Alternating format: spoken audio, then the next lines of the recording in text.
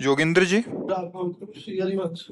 गुरुदेव, मेरी बीवी की मृत्यु के बाद मैं बावरा हो गया हूँ। रात दिन उनको याद करके रोता रहता हूँ। महाराज जी, मुझे बल प्रदान करें। हम प्रणाम करते हैं आपको, प्यार, आपके प्यार को। पर वही प्यार अगर प्रियाजू से हो, लालजू से हो, तो जीवन धन्य हो जाए। देखो, थे वही ही, पर आप उनको जान नहीं पाए। नहीं तो प्रायः हम प्यार शरीर से ही करते हैं, जो सामने रूप होता है। पर जो शरीर के अंदर बैठा तत्व है, जो अंतर ध्यान हो गया, तो हम स्वयं सबको मिलजुल करके लेकर उस शरीर को नष्ट कर देते हैं, जला देते हैं। और प्यार शरीर से किया था। अब भी याद तुम्हें शरीर की ही आती है, उसके अंदर जो तत्व था उससे तुमने परिचय किया नहीं। सोचो, जो अंदर प्रभु बैठे हुए थे उनकी जानकारी तुम्हारी है नहीं। तुम्हारी जानकारी ढांचे की है। ढांचा को पत्नी माना, अब वो ढांचा टिकाऊ है नहीं। ये नाशवान है, समय के लिए आया है। 20 वर्ष, 50 वर्ष, 80 वर्ष, 100 वर्ष, इसका एक नियत समय है। इसके बाद हट जाएगा। वो पैदा कहीं ढांचा अलग हुआ था, संयोग आपका कुछ वर्षों का था, आपने मान लिया। जो अंदर तत्व था उसे जाना नहीं। अब वो तत्व जब अंतर ध्यान हुआ तो उसी शरीर को जिसको प्यार करते थे फूंक दिया। अब उसी शरीर का चिंतन करके तो मुझे लगता है कि थोड़ा सुधार करो। अब वो अंदर जिसके लिए तुम तड़प रहे वो प्रभु ही था, उसे तुम जान नहीं पाए, वो भगवान ही थे। नहीं, जो बहुत प्यार करता है शरीर से, जब उसके अंदर से भगवान चले जाएं तो वो कहेगा अब वो नहीं रहे। तो तुमने प्यार किससे किया था जानते हो तुम? जो वो नहीं रहा उसको तुम जानते थे? नहीं जानते थे। तो जिसको जानते तो सामने अब करो ना प्यार। बोले नहीं, अब वो नहीं रहा, इसलिए इसको हटा दो। मतलब तुम अनजाने में भी भगवान से प्यार कर रहे थे। सबके अंदर बिजली जो है ना, वो भगवान ही है। ये जो चैतन्यता है ना, हंसना, खेलना, बोलना, प्यार, दुलार, ये भगवान है अंदर, उन्हीं का पावर है। और वो अंतर ध्यान हो गए तो कितना भी सुंदर प्यारा शरीर हो, आग लगा दी जाती है, गाड़ दिया जाता है या फेंक दिया जाता है। कोई महत्व तो नहीं रखा जाता। समझो, तुम जिसके लिए रो रहे हो वो शरीर था, परमात्मा के लिए नहीं रो रहे हो। क्योंकि उसके लिए रोते तो प्रश्न खत्म हो जाता, निहाल हो जाते। ऐसा प्यार प्रभु से हो जाए तो अभी जीवन कृतार्थ हो जाए, महात्मा बन जाओ। तो मुझे लगता है थोड़ी दिशा गलत है, उसको सही कर लो तो आनंदित हो जाओगे। क्यों भाई? आप सोचो, तुम्हारी अगर होती तो तुम्हारे पास से क्यों जाती? तुम इतना प्यार कर रहे हो, क्यों जाती? तो इसका मतलब वो शरीर नहीं थी, वो परमात्मा था। और वो अभी भी है। अगर तुम रो करके उसको पुकारो कि मुझे परमात्मा रूप से नहीं, मेरी पत्नी रूप से, तो वो पत्नी रूप धारण करके दिखाई दे देगा।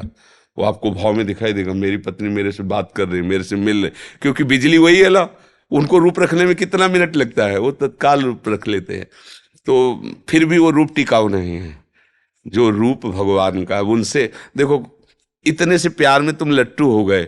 और प्यार समुद्र भगवान है, जब उसका प्यार आएगा तो तुम डूब जाओगे, तुम रह ही नहीं जाओगे, अस्तित्व तो ही नहीं रहेगा।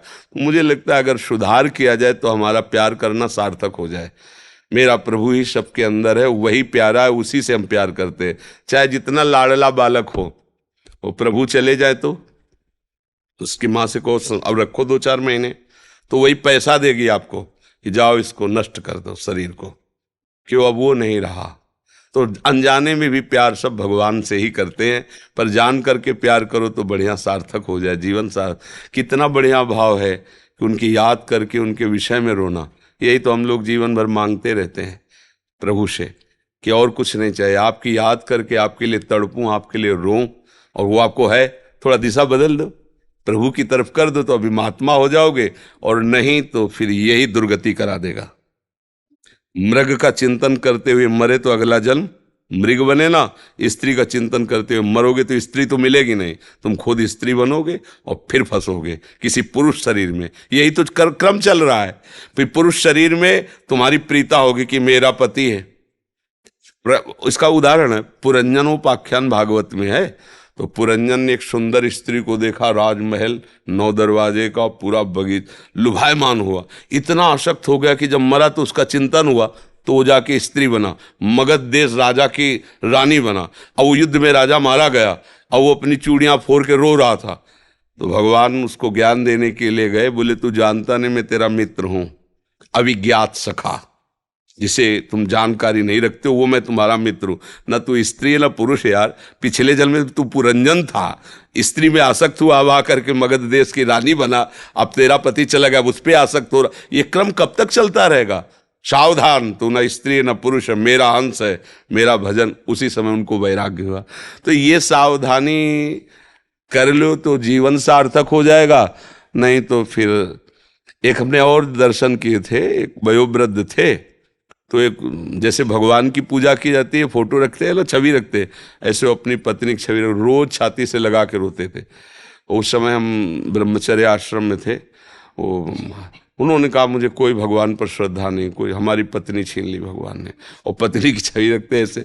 तो हमें अच्छा लगा, इस बात का अच्छा लगा कि यार इतनी आसक्ति, अगर इतनी आसक्ति भगवान में हो जाए तो जीवन कृतार्थ हो जाए। हम उससे उदाहरण लिया कि हमको इतनी ही आसक्ति भगवान पे करनी जैसे पत्नी में की है, कि उनकी बात आते ही हृदय आह भर जाए, मेरे प्रीतम, मेरे प्यारे, मेरे जीवन धन। तो ये मन है, देखो फंस गया ना। एक धनुर्दास जी नाम के महान संत हुए हैं, वो अपनी पत्नी में इतने आसक्त थे कि एक क्षण के लिए भी उससे अलग नहीं होते थे। तो जैसे बाजार में सामान लाने जाना हो तो अकेले जा नहीं सकते थे, क्योंकि वो अलग नहीं हो सकते थे। पत्नी जाती थी बाजार में सामान लाने, और वो धूप न लगे इसलिए छाता लगा कैसे बैक चलते थे। वो ऐसे चल रही तो वो बैक पीछे। और आचार्य चरण के जो शिष्यजन थे, वो किसी सेवा के हेतु गए थे, उन्होंने दृश्य देखा कि सब लोग मजाक उड़ा रहे थे। ऐसे व्यक्ति का मजाक होता है ना, लेकिन उसको कोई परवाह नहीं थी, अपनी पत्नी में एक टक लगाए हुए दृष्टि, छाता लगाए हुए ऐसे चल रहा। उन्होंने जाके बताया कि एक हमने ऐसे स्त्री आसक्त पुरुष को देखा ऐसे। तो वाह, ऐसा प्रेमी, मैं दर्शन करूंगा ऐसे प्रेमी के। क्योंकि सब जगह से समिट कर एक जगह आ गया ना, अब एक जगह से मोड़ने में क्या देर लगेगी।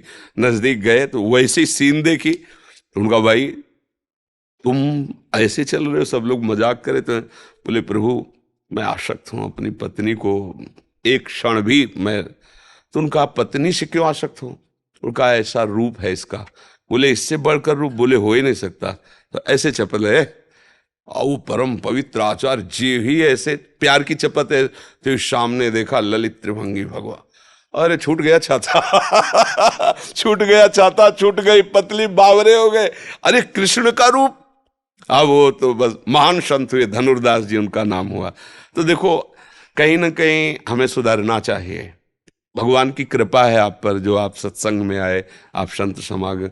हमें लगता है कि अब थोड़ा नाम जप करके रो नहीं, राधा राधा राधा लाडली, मैं जान नहीं पाया, आप ही सब, ये मेरा भ्रम हटा दो, कृपा कर दो, अब मेरा जीवन सुधार दो।